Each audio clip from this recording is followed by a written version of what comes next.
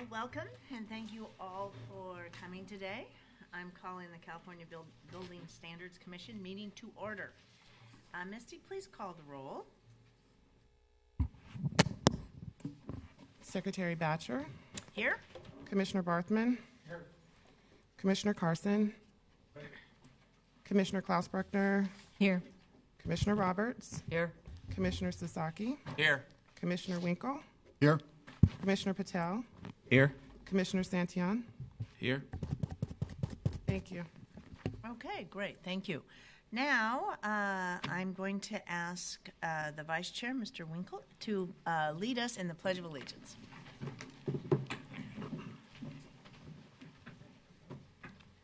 Pledge allegiance to the flag of the United States of America and to the republic for which it stands, one nation, under God, indivisible, with liberty and justice for all. Thank you, Mr. Vice Chair. The next item is a delightful item, and that is number 2, and it's the introduction and the swearing in of the newly appointed commissioner. And I'm delighted that Governor Brown chose Pedro Santillan to be our labor representative on the commission, and we are thrilled to have you. I'm going to ask you to come. I guess we'll stand by the flag. And I'm going to swear you in. I understand you had a mini ceremony yesterday, so this is the big ceremony.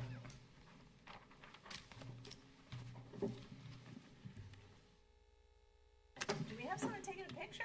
Oh, goody. I'm going to take this off because I think you're okay. I don't think we're going to have any problems. Now, when I say...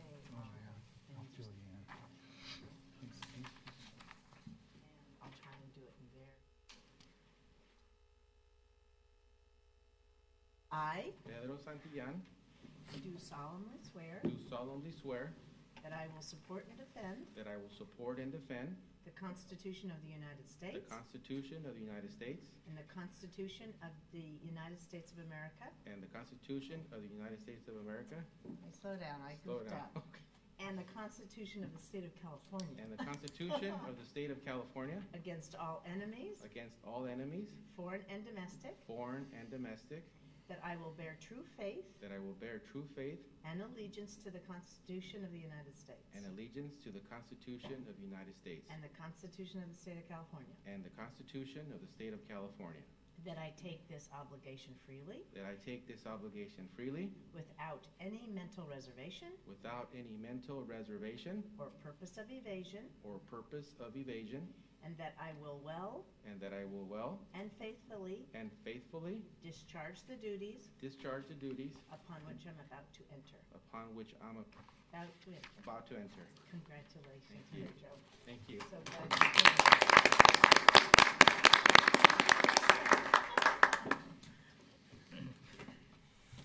Pedro, I'd like you to introduce yourself to the other commissioners and the public. Say a few words about yourself, if you would, please. Yes. Thank you, Madam Secretary. It's a pleasure and an honor to be here representing all constituents of the state of California. My name is Pedro Santillan. I work for Laborers Local 1309. I am the business manager, financial secretary. I have the privilege and honor of representing labor. I also want to let you know that I'm here not only representing labor, but our partners in business, which is our contractors. I think this is a great opportunity for me to work with everyone here. I look forward to working with everyone, making this state continue to grow the economy of this state and do whatever we can to further all of our goals. I'm ready to learn. I know there's a lot, but I'm eager, and I want to learn from all of you. Thank you for the opportunity again. Thank you very much, and thank you for your willingness to serve, of course, without compensation. But we thank you, and we are so pleased and proud that you joined us. So, I'd like to remind the public to please complete a request to address the commission form. I don't think I have one here in front of me. Can staff hold one of the forms up? The form is buff in color and available at the table located at the rear of the meeting room. please turn the completed form into the CBSC staff mic over here if you have not done so already. Okay. We have someone bringing one forward. Great. I don't think I have any that have been given to me. Someone good? Okay.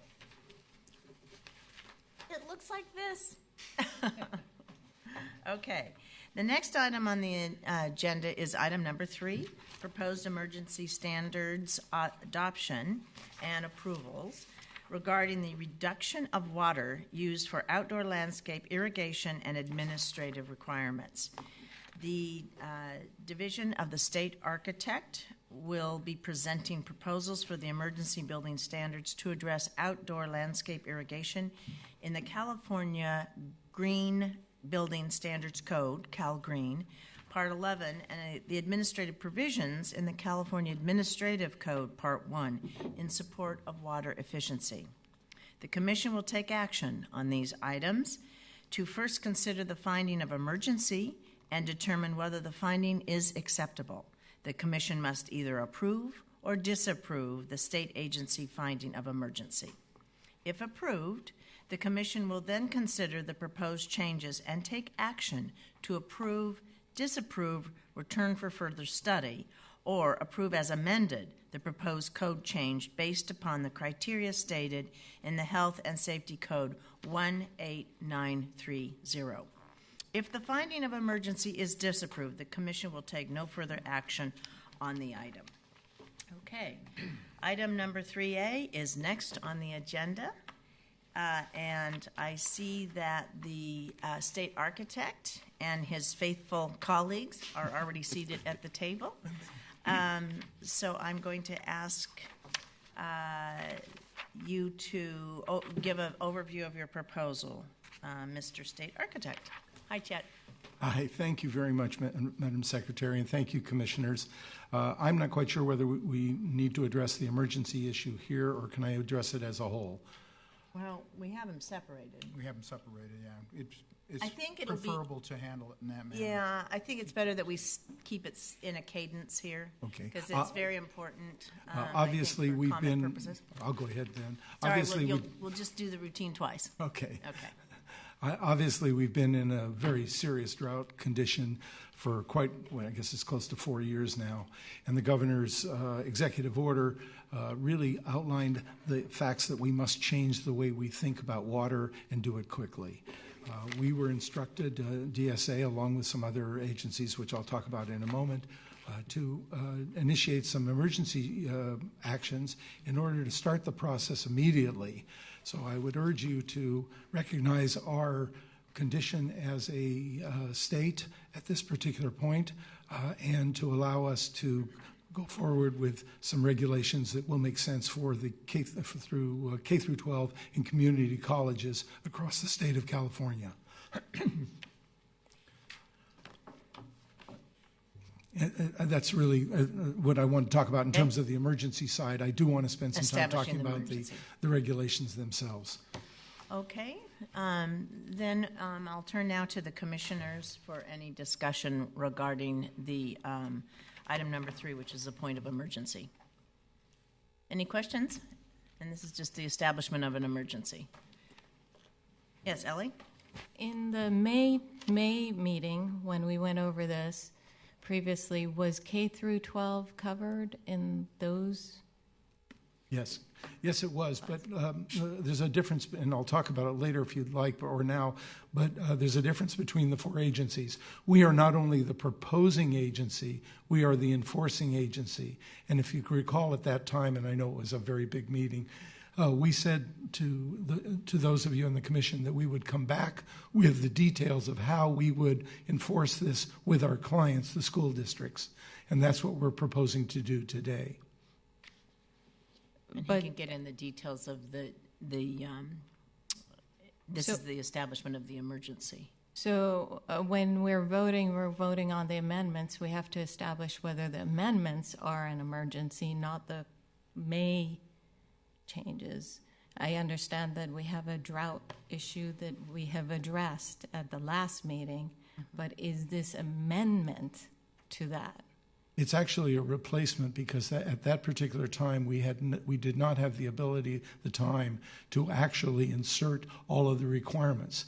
So what happens with the emergency, excuse me, what happens with what passed last time is that the various agencies, Building Standards Commission, Housing and Community Development, pass those regulations down to local agencies, cities, municipalities, and they are in the process of adopting. Since we are the enforcing agency, we have to adopt. We have adopted it, but we now have to put the regulations in place on how this will occur. If we don't do it, then we're left. There's some serious problems.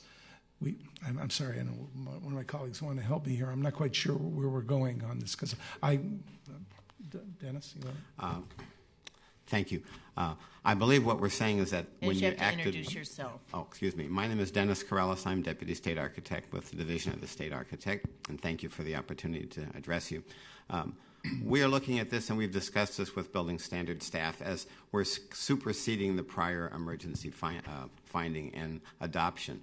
At the time we were before you, Department of Water Resources was in the process of revising their model water landscape ordinance, and we were not able to adopt our changes until we saw their changes, which was the reason for this delay.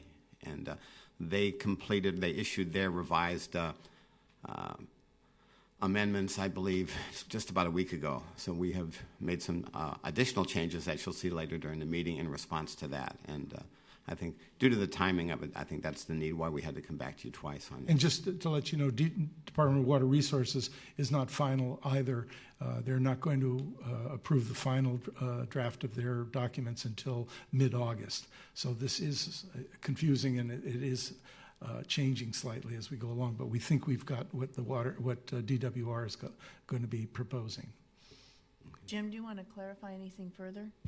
Well, only to say that this is an emergency that supplants or supersedes the previous, so it's taken as a whole. It's not just the amendments that we're looking at for emergency. It's an entire emergency that's going to supplant and supersede the previous emergency that DSA brought forward. But are the differences between what was approved back then and now, that's the change effectively? Is that an emergency? No, this is not. It's not treated as in a rulemaking where they are amending a previous rulemaking that had been previously approved by the commission. This is an emergency, so the certifying rulemaking will happen on the back end of this. But what this is doing is creating a new emergency proposal to the commission to supplant and supersede the previous emergency that was approved by the commission. Steve, do you want to make a comment? I guess not the world's greatest parliamentarian, but I think this is effectively a substitute motion, isn't it? In a sense, It could be looked at in that vein, but this is a new emergency that you're considering. And for the purposes of clarity, they needed to show what the previous emergency looked like and then what they're doing to it. Okay. It's still confusing.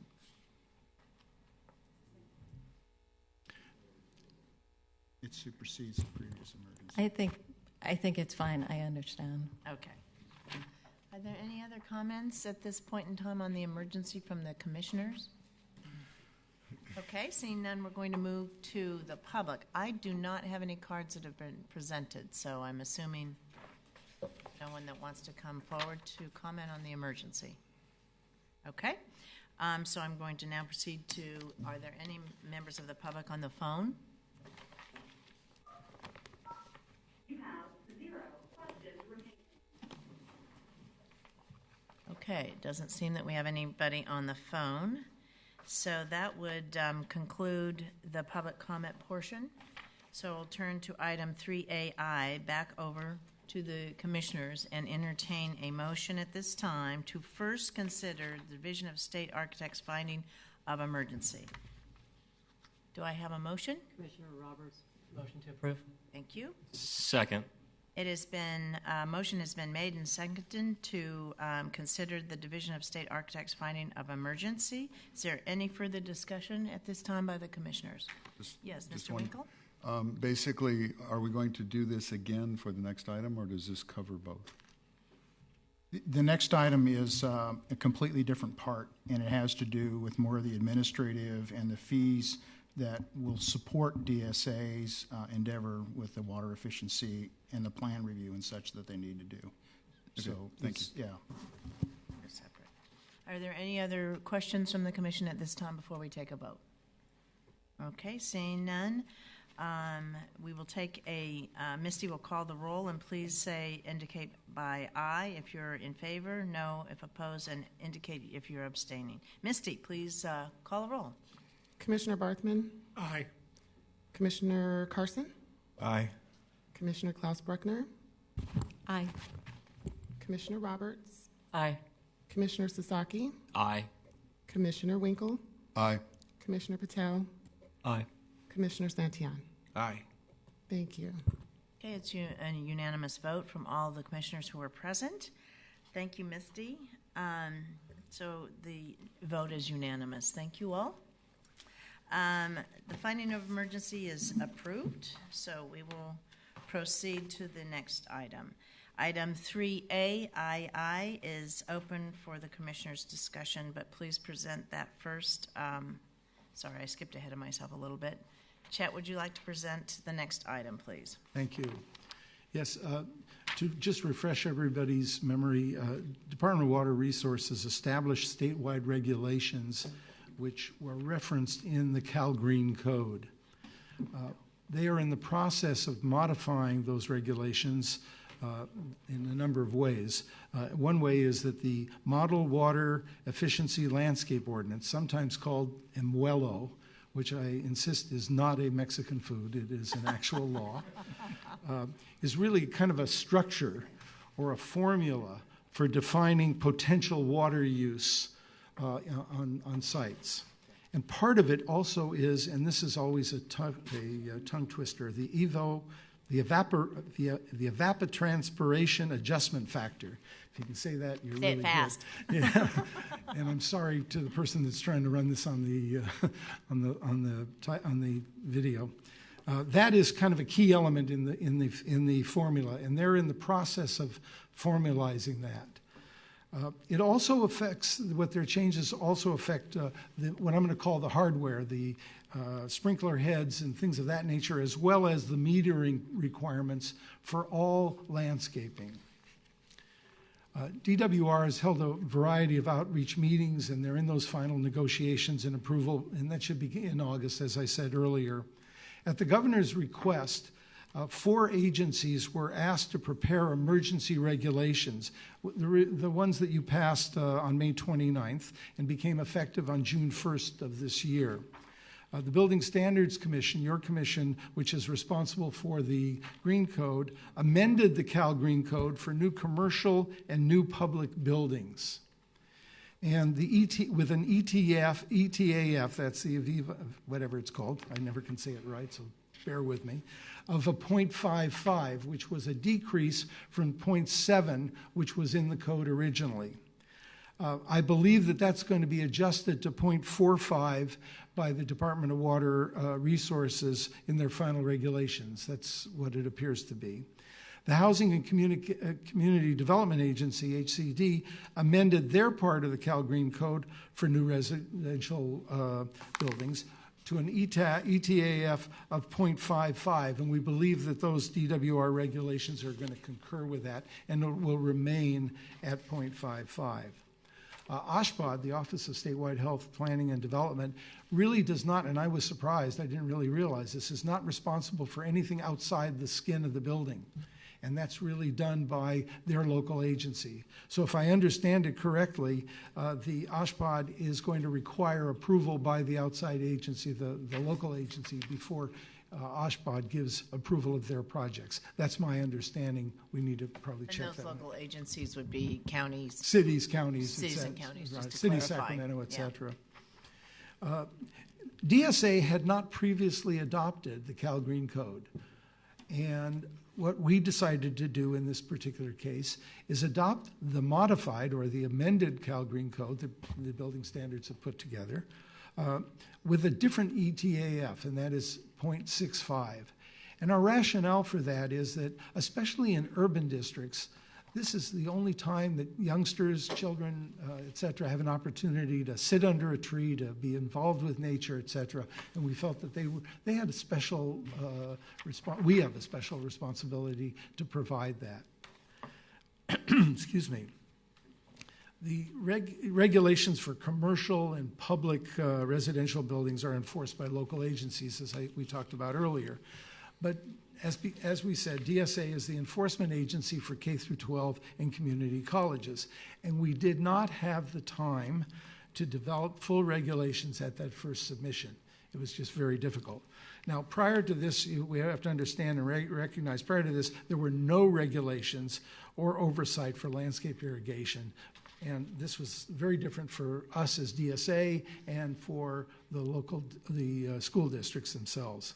We had very limited time to meet with the school districts for that first piece, although we were able to meet with the K through 12 Landscape Irrigation Task Force and the Community College Landscape Irrigation Task Force. And I had the opportunity to speak and to be part of a cash water workshop. So we did the best we could in 10, I think it was 10 days or 14 days before we had to submit to our documents. The June 1st, 2015 regulations really became kind of a placeholder, and we talked about this before, and I apologize that I didn't separate that to two separate motions. Well, we followed the requirements of DWR applicable to both new buildings and included modernizations at that time, and I'd like you to remember that. We included that in the initial regulation back in May 29. The revised and more detailed proposal is intended to supplant the June 1st emergency regulation. And in order to find our administrative way and work closely with everybody, we held a number of meetings. I met with the Los Angeles County Office of Education. I met again with the facility subcommittee of the county offices of education. That's across the entire state. The city of Santa Monica has an excellent sustainability program, so I spent time in their offices talking to them. We met with the California Department of Education, and I also spoke and met with the Community College Facilities Task Force, which is a large a group that deals strictly with facilities. We also met twice with the K through 12 Landscape Irrigation Task Force and the Community College Landscape Irrigation Task Force. And I really want to thank them for spending the time with us, helping us through this process. It was a new ballgame for all of us, but we tried to make things that would work.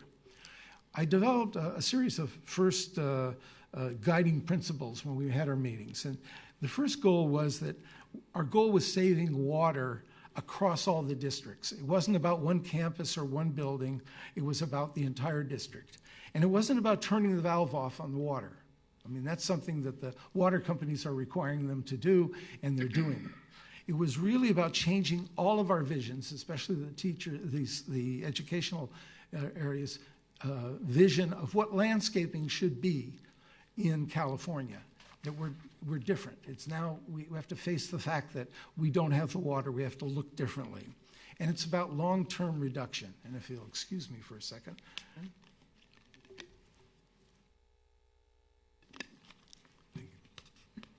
So it's about long-term reduction of water. We don't expect something to happen tomorrow afternoon from this particular item. But it is an emergency in that if we don't start now, we're going to have a difficult time downstream. The second was to recognize, that new commercial buildings and residential projects are on defined sites. They could have a 300 by 500 foot site. You build a building, whatever the requirements are, you landscape up to the property line. Schools are quite different. They're on major campuses. Could be 20 acres, 40 acres. We certainly can't expect them, if they're going to build a new building on the site, to landscape the entire site because the site is defined as that campus. So we wanted to find a way to really define the site limits and make sure that it's not problematic downstream. And so we wanted to find elements that would be very clear and very simple for everybody to follow. But we didn't, on the other hand, want to try to set a set of regulations to try to cover every single possibility. We have across this state 12,000 campuses. There is no way that we could write a regulation, it would become a book that thick, that would cover every single item and every single contingency on how these buildings are on campuses, et cetera, and where do you define the sight line or the property line for that building. So what we wanted to do was create a framework that would allow us to work closely with the districts to reach our goal. And remember, our goal is, again, reduction of water. It's not about buildings. That's very different for DSA. We always think about safety of buildings. Now we have to think a little bit differently. And I think at the end of the day, and I said this to everybody, is we want to find an implementation strategy that is straightforward and is non-bureaucratic. I've been here for 3.5 years in state government, but I still have a mindset of the outsider who has to live with this stuff. So we really wanted to make sure that we, in fact, minimize DSA's involvement. Keep it clean and simple. Make sure that we reduce the water, but not get involved in plants and irrigation and things of that nature. So let me give you a synopsis of what we see as the requirements for schools. First of all new or refurbished landscaping must comply with the DSA and WELA with these requirements. Now that's true not only for schools, that's true across the state. If we do our yards, if we do anything over a certain square footage, we're supposed to follow these particular requirements. But certainly on campuses, all new would have to be done in accordance with it. All new campuses, if you're building a new campus, and there aren't a lot of them, would obviously have to be completely in compliance with these requirements.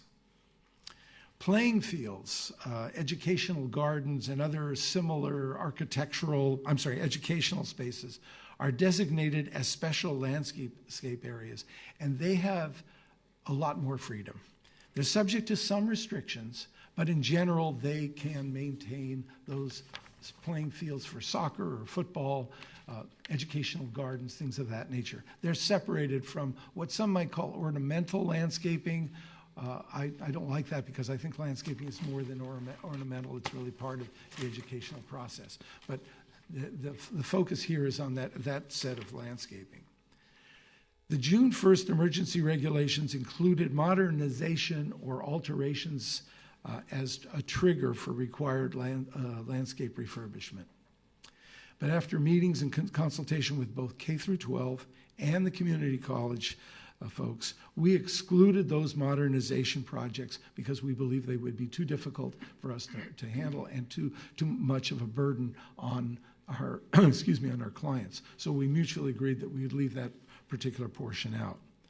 We also originally considered a ratio of replacement or refurbishment of 1 square foot for every 1 square foot of footprint on any new building. So if you were building a 10,000 square foot new building, footprint could be 5 stories high and be 50,000 square feet, but the footprint would be 10,000. You would be required to put someplace on the campus an additional 10,000 square feet of refurbishment, clean up the landscape. We were pushing hard, trying to make sure that we could make this thing happen. But again, we spent a lot of time with the community college districts and with the K through 12, and we reduced that to a 75% coverage. So if you in fact had a 10,000 square foot footprint, you would be required to put 7,500 square feet of landscape, of refurbished landscape. Actually, we also talked about what happens if you're going to put a new building on an existing lawn. I'm thinking about my high school. It had this big lawn in front, and turf is a real problem. So what happens if you put a new building out there?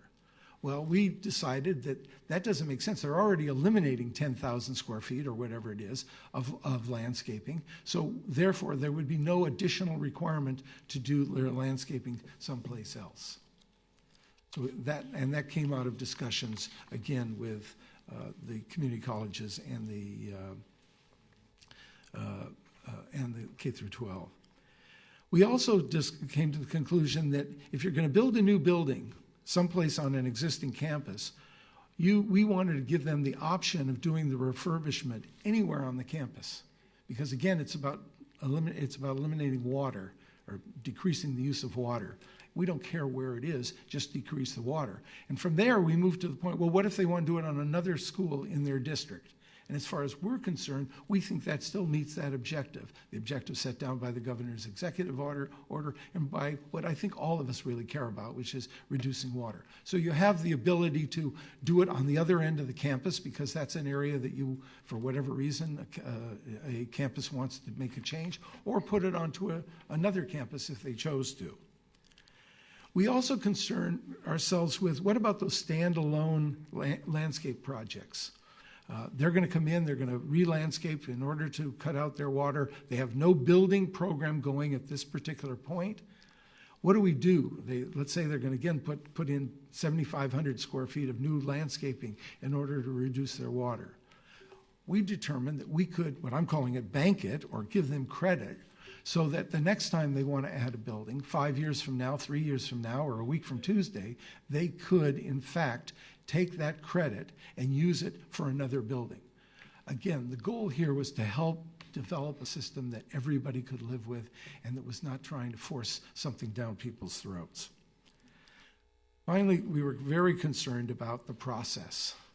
We did not want to develop a landscape department at DSA. So we came to the conclusion that the easiest way to do this thing and the best way for our clients and for us is to self-certify and have a licensed architect, a licensed landscape architect, or a licensed civil engineer self-certify upon submission of the drawings that the design is in accordance with the MWELO, the DSA requirements. And at the same time, upon completion of that construction, to certify that it has been completed in accordance with the MWELO or the requirements set forth in Cal Green. I would say, as a heads up to everybody, that when they do more than 2,500 square feet, it's a little bit more extensive in terms of that reporting, and that's reporting is set forth by DWR, not necessarily by DSA. We anticipate that the process will go into effect on October 1st, but we're really not set on it yet because we've got a long way to go. We've got to work with our staff. We're unsure of the effect it'll have on projects that are underway. We will not, I want to say that over and over again, we will not stop any project that's going through now. Our intention is to try to coax them into doing landscaping in accordance with the code that's developed, but we are going to do whatever we can to make sure those projects go through. We've established in here a DSA fixed fee of $500 per project, primarily for the administrative process of holding all this stuff together. The landscape projects would be linked to the certification of a new building, but the certification would not be, again, want to say that carefully, not be contingent upon the completion of the landscaping. We're only linking it so that there's a clear definition of, yes, they've accomplished the code, et cetera, but we will not stop certification at that particular point. Because of the tight schedule for submission of both of these, I have to tell you that we live constantly at DSA under the concept that we're not going to let the perfect get in the way of the good. We want to work closely with the districts to refine this over the next period and bring back the modifications to the rulemaking session, which must occur. We have to come back to you within 180 days of the approval of this emergency.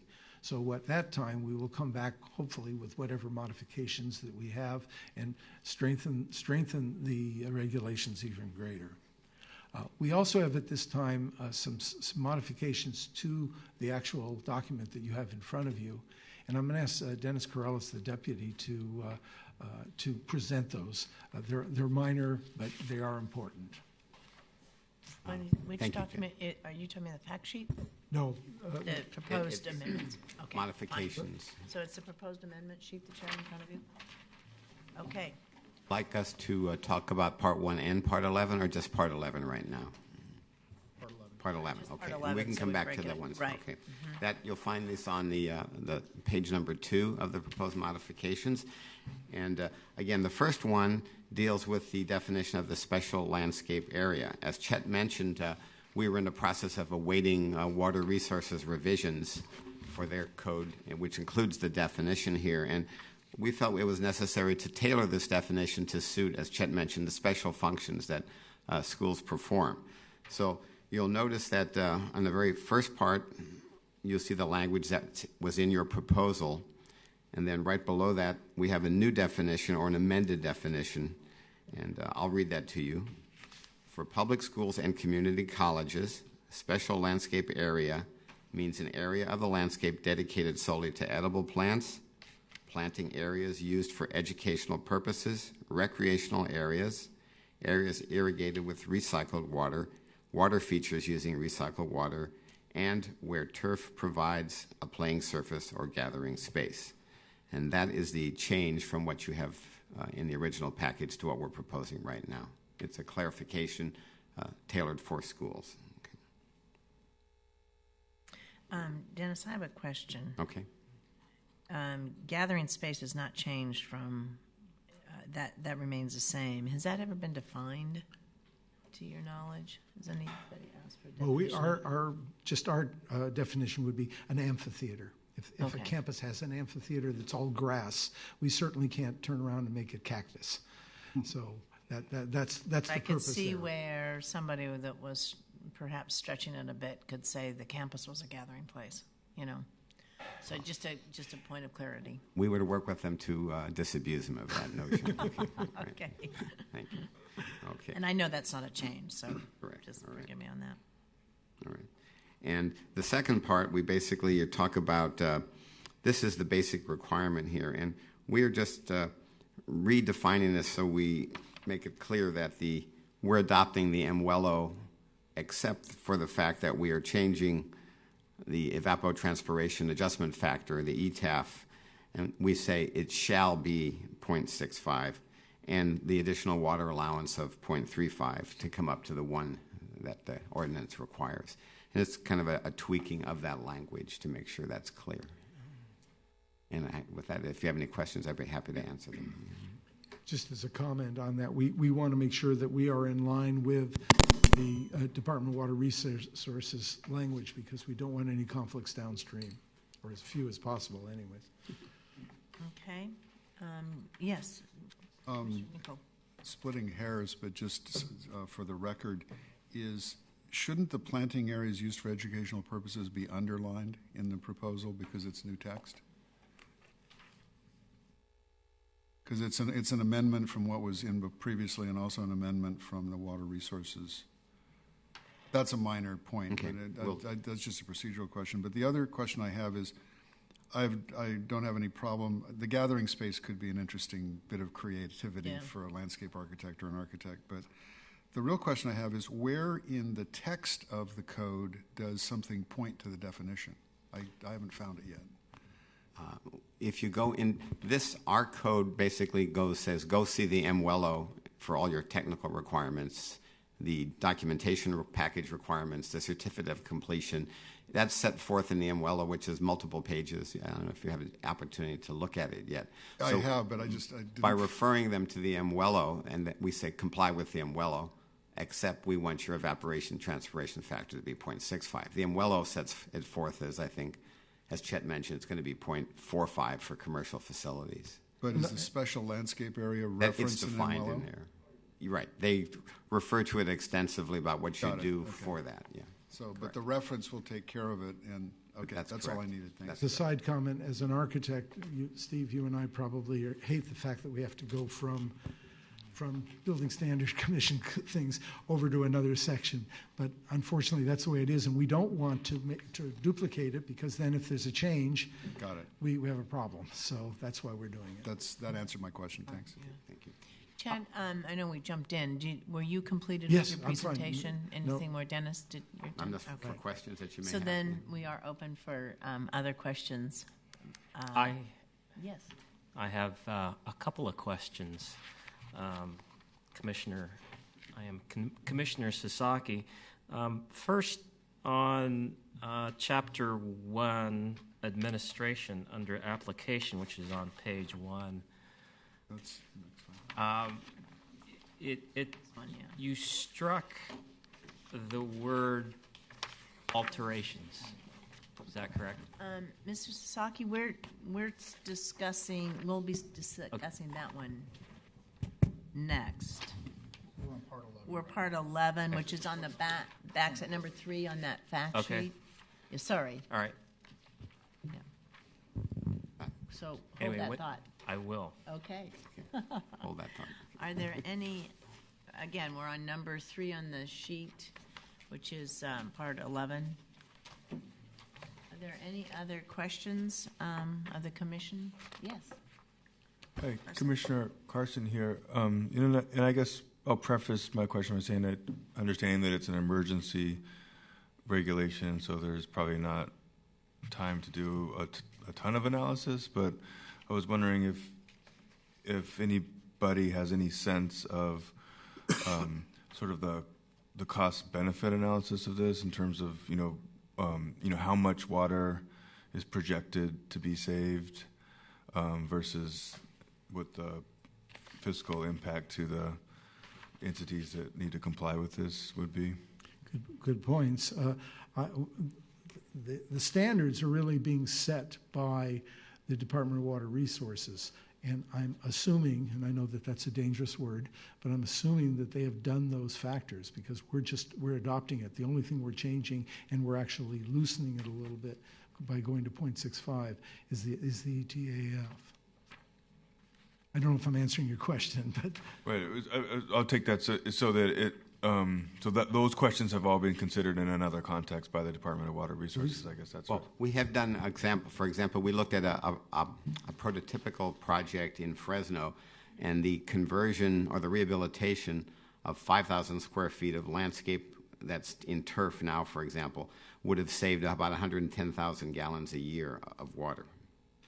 And because of the pricing, the way water is priced in California, the cost is really not the issue here. It's you're actually saving the water because I think. right. And then what the conversion of 5,000 square feet is from turf to something that complies with this is Correct. about how much? We saved 100. Well, how much would that cost? I guess to the entity. the number that we're hearing, and again, we've talked to a few people, somewhere between $12 and $15 a square foot to refurbish. Now, the difference between if you're landscaping new is probably about the same. There's probably very little, although you must put in meters, you must do other things. And quite frankly, the way I've been responding to everybody is, what do we have more of? More water or more money? We don't have enough money, but we've got more money than we do water in terms of this process. And I know that's not an educated answer, but it is an answer that's true about our society right now. Thank you. Mr. Carson, are there any other questions? Okay, and this is, of course, on the proposed regulations. I don't have any public comment cards in front of me. Is there anybody from the public that, okay, seeing none, then we'll proceed to the phone. Can we check to see that there's anybody on the phone at this point in time?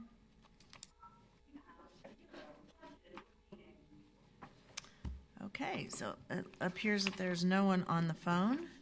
So that concludes the public. Michael, are we? Okay. That concludes the public comment portion. So I'll turn item 3A II back to the commissioners with the finding of emergency approved. At this time, I'd entertain a motion for action on the Division of State Architects' proposed changes to the subject building standards. I have a I'm comment. sorry. You have a comment first. So before my sorry. original question, I think Michael came up to me, is in fact part of Part 11.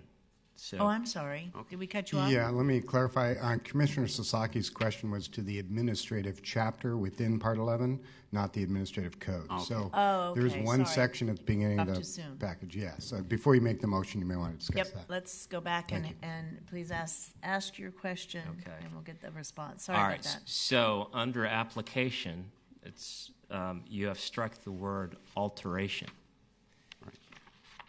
Alterations covers a pretty broad area of work.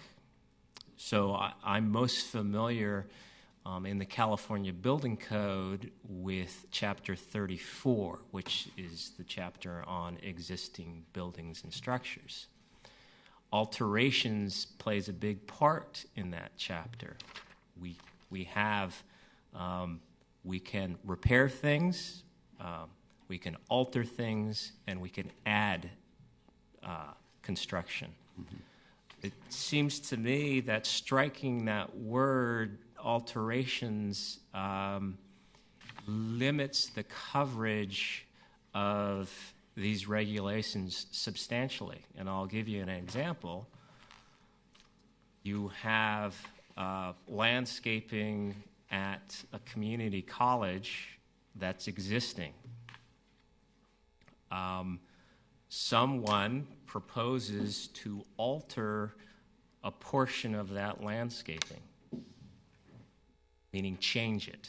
So maybe right now it's low water use, I don't know, plants. And someone chooses to alter it by planting high water use plants, maybe turf, maybe almond trees, something like that. That is an alteration.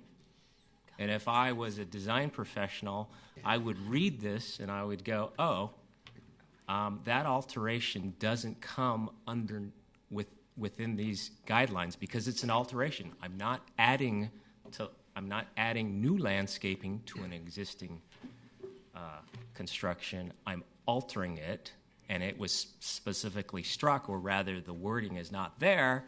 So this alteration, which may use substantially more water, is not covered in these proposed regulations. I guess that's the way I'm reading it. Okay. Let me respond to your question. We originally when we're talking about alterations, we were basically considering building alterations as a trigger to additional rehabilitated landscape area. What you're describing, if under my understanding of the MWELO, if I go in to alter an existing landscape, I must comply with the MWELO. I could not go backwards and plant, say, example, turf, unless I did my calculations and computations and were able to work it out and comply with the underlying requirement of not exceeding my water budget, which the MWELO establishes. So I think your concern about someone trying to sneak in an almond grove, for example, or something that used a lot of water would not be possible if they complied with the MWELO itself. Our concerns were that when you're doing a building alteration, as you mentioned, that covers a lot of ground. You could go through a building and change out the ballast and all the lights, for example. That's an alteration.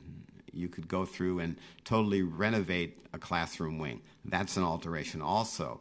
So we felt due to the complexity of establishing trigger points and thresholds, it was just better to only deal with this requirement for additional rehabilitated landscape triggered by adding building area or footprint, as Chet described. So that was our intent, not to muddy the waters and get into kind of an ongoing, constant argument about, well, does this, quote, alteration trigger something? We're looking right now at changes requirements for low-flow toilets. If a school came in and said, okay, we're going to replace all of our toilets, that would be considered an alteration. We certainly don't want that to trigger additional work in landscaping. And then go the opposite direction. If they're really gutting an entire building and redoing the whole building, we would like that to occur, but we decided we couldn't draw the line. Is it half the building's being gutted, so therefore they have to trigger, or 40% or 2%? So we decided that it just wasn't clear enough for our clients and for us. We did not want our staff getting involved in that discussion. Okay. So no, we're on the same side. I just don't know whether there's a conflict there or not. I don't think there is. No, now I understand in the terminology of alterations as it relates to construction on an existing building. So, okay, no, that's good. The second question I had is just, so you guys have done substantial studies or enough study to know that the ETAF of 0.65 is one, achievable, two, results in significant reduction of water use? Well, first of all, DWR established it up until this point, up until a month ago, rather, an ETAF of 0.7. We at DSA never adopted that. So now we're jumping into the pool with everybody else. We know that we need to reduce down, so we chose the number of 0.65 in order to make sure that we are showing a reduction. So really our campuses are going to be reducing essentially 35% if they do their job correctly. So that But was the study, Chad, was done on MWell really by DWR. Yes. Yeah, all of the analysis. Right. And Right. And there has been a substantial, I think I would say, concern regarding the lower levels in the balancing of that. And That's again, right.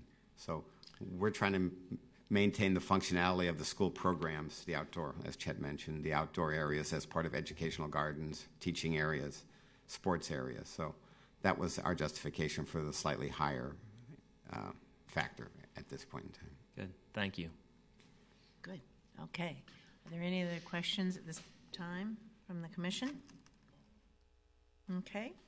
Now, seeing none, I will accept a motion, as I said earlier, with the finding of the emergency approved. We'll entertain a motion on the action of the Division of State Architects' proposed changes to the subject building standards. Do I have a motion? So moved. Second? It has been moved and seconded to move forward on the, am I ahead of myself? It might be helpful to clarify in the motion that the commission is accepting the floor amendments from the state agency, so it's clear the staff knows what we need to do. I make a motion to accept the amendments or the changes that have been brought forward by DSA. Yeah, that's fine with the second. Okay. It has been, motion has been made and seconded to accept the amended proposal by the Division of State Architect. And I want you to signify by saying aye if you support, no if you do not, and abstain, please state. Misty, would you please do a roll call? Commissioner Barkman, Aye. Commissioner Carson, Aye. Commissioner Klausbruchter, Aye. Commissioner Roberts, Aye. Commissioner Sasaki, Aye. Commissioner Winkle, Aye. Commissioner Patel, Aye. and Commissioner Santillan. Aye. Thank you. Okay, thank you, Misty. The vote is a unanimous vote to accept the DSA's amended proposal. Okay, thank you very much. Now we're moving on to the agenda item is 3B, and the Division of State Architect these are proposed building standards that would add section 4-501 through 4507 as Group 3, Chapter 4. California Administrative Code Part 1 and Title 4. These proposed administrative requirements are pertaining to sustainable construction of public schools and community college include general requirements, definitions, self-certification of drawings and specifications and associated fees. I chose to read that so there wouldn't be confusion where we were on the agenda. Chet, would you like to describe this item for the commission, please? I'm going to ask Dennis, but Okay, before he does, Dennis? essentially, in simple terms, it's essentially giving us the tools to do all the things that we need Right, to do. we need to That's the have it bottom well line. described, however. Thank you. Okay, thank you.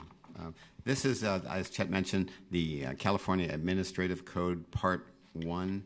This establishes DSA's ability to require the plans to be submitted, to track them, to establish the $500 fixed fee that Chet mentioned, and establishes the level of documentation that we require and the principle of self-certification where the designer, the responsible architect, landscape architect, or civil engineer basically certifies to DSA that the documents that he or she has prepared comply with the MWELO.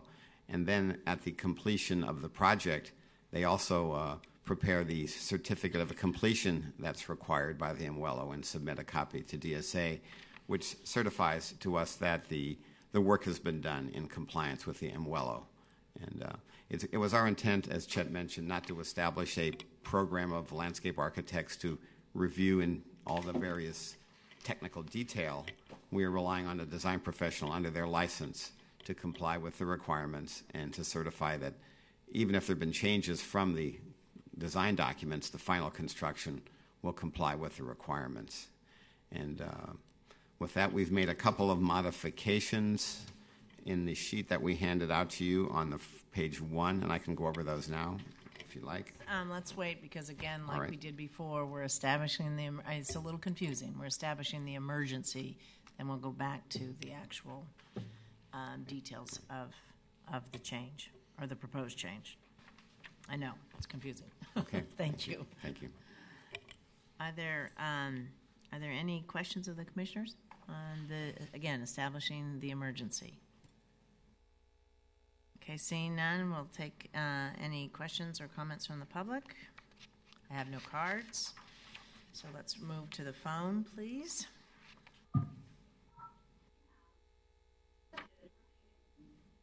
Okay, then that concludes the public portion of the comments.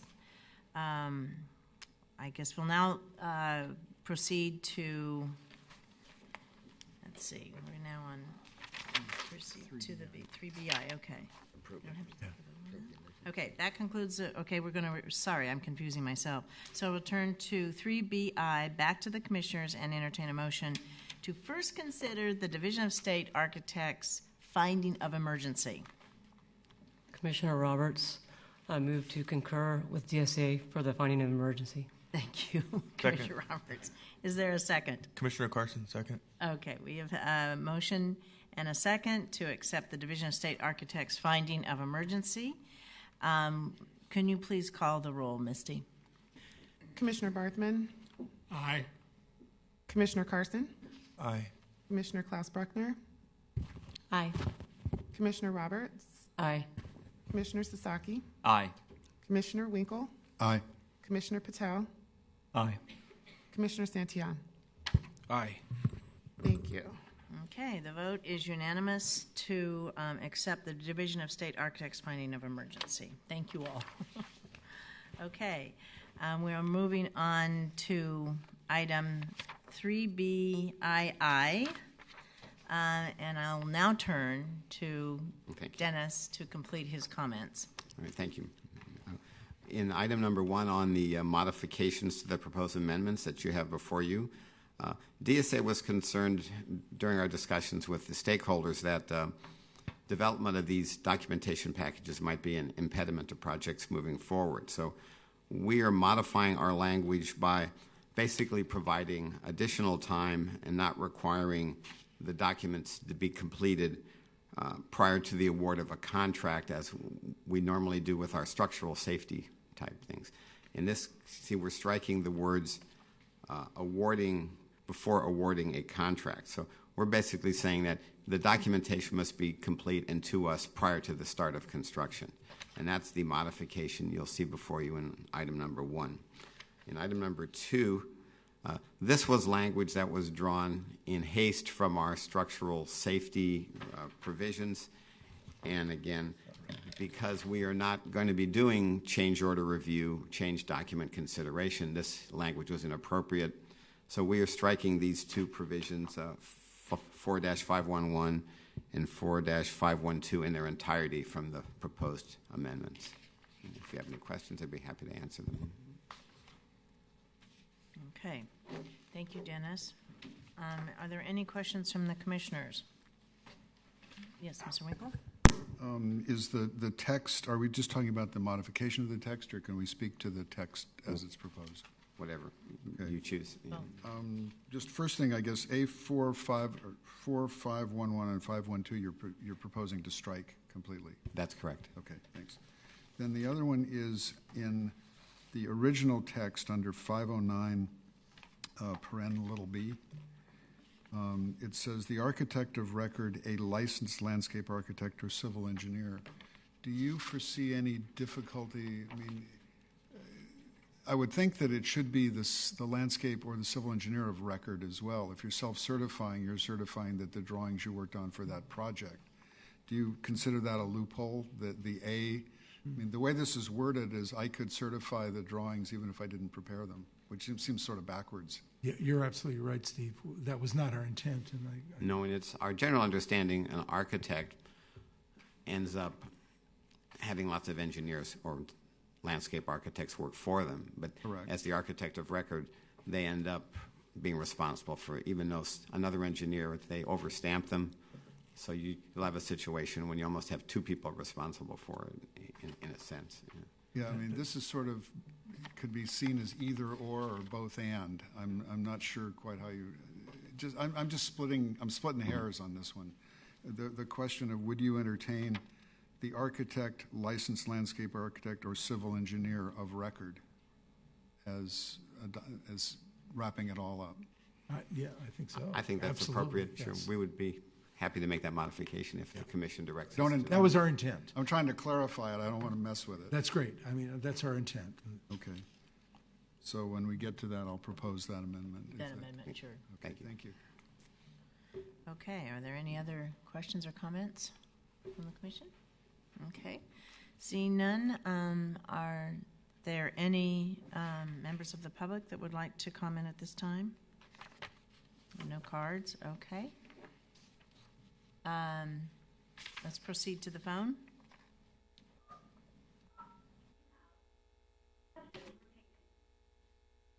Okay, thank you. That concludes the public comment portion, so I will turn to item 3BII back to the commissioners.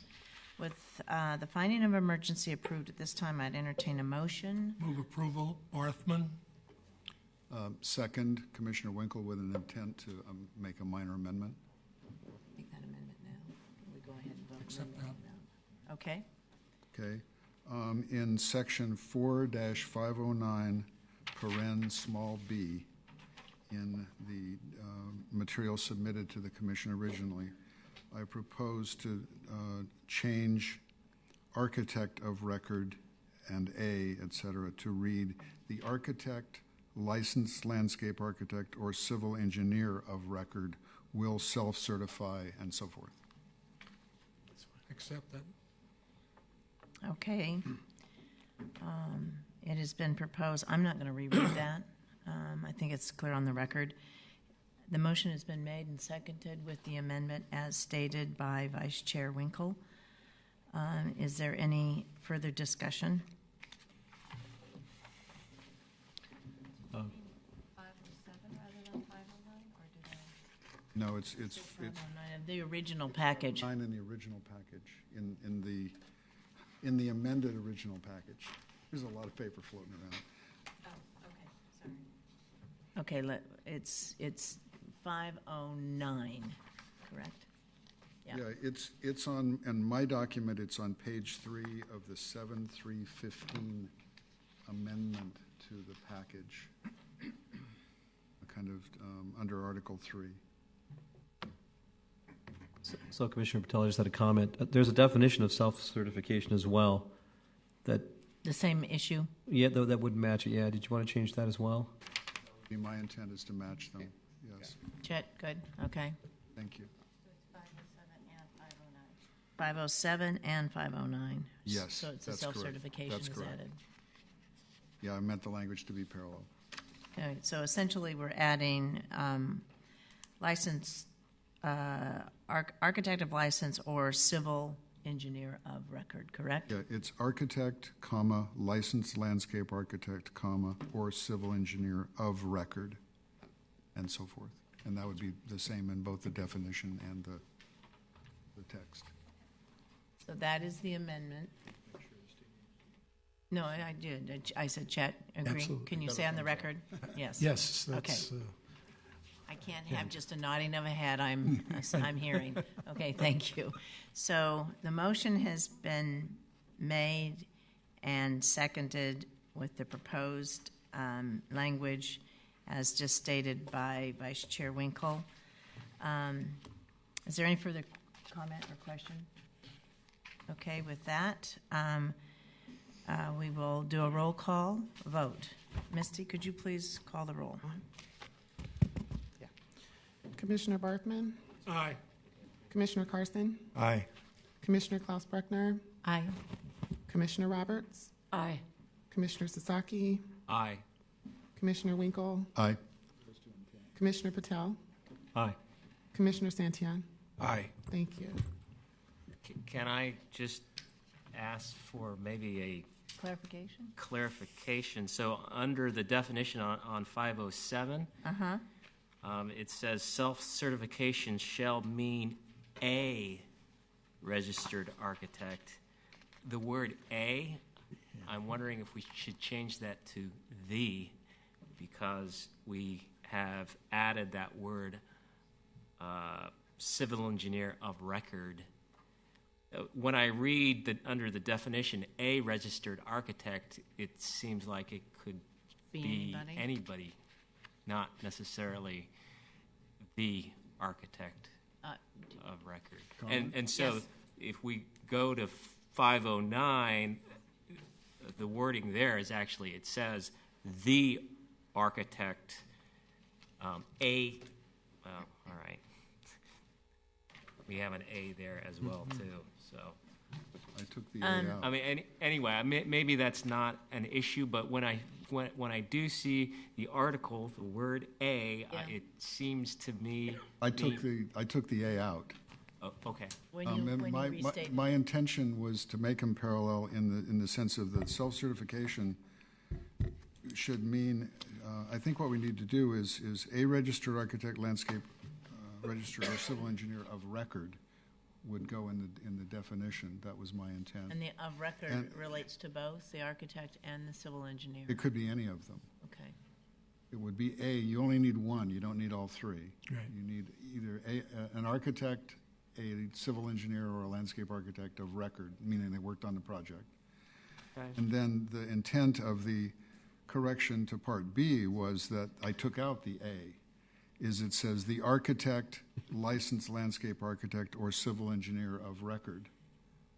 So again, it would be the one of those three. Okay.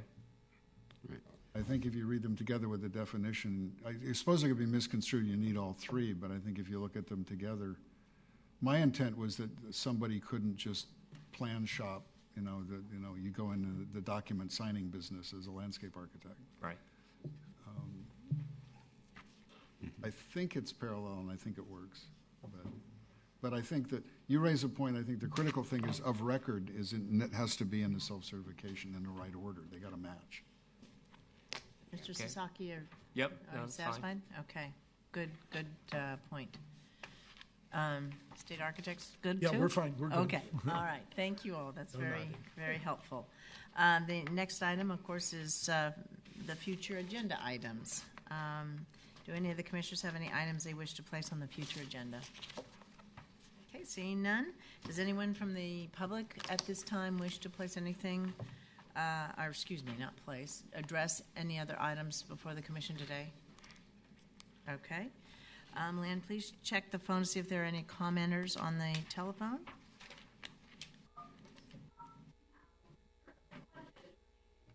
Okay, thank you very much.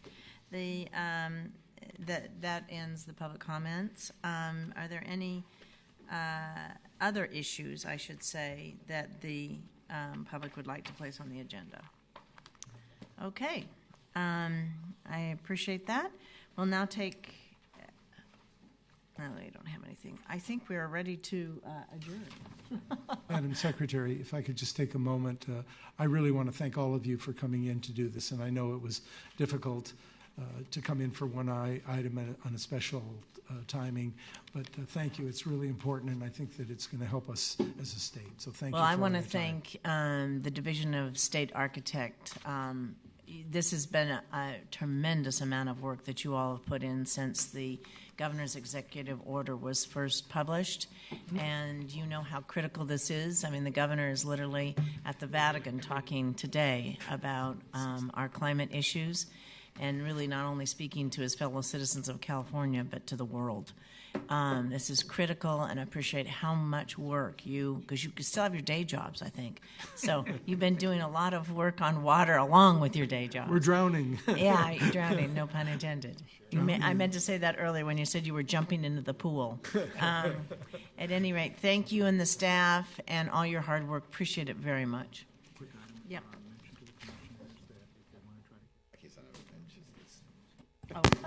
A little point of administration. If any of you would like to catch an earlier flight, Misty will be happy to help you out. Okay, meeting adjourned. Thank you all very much.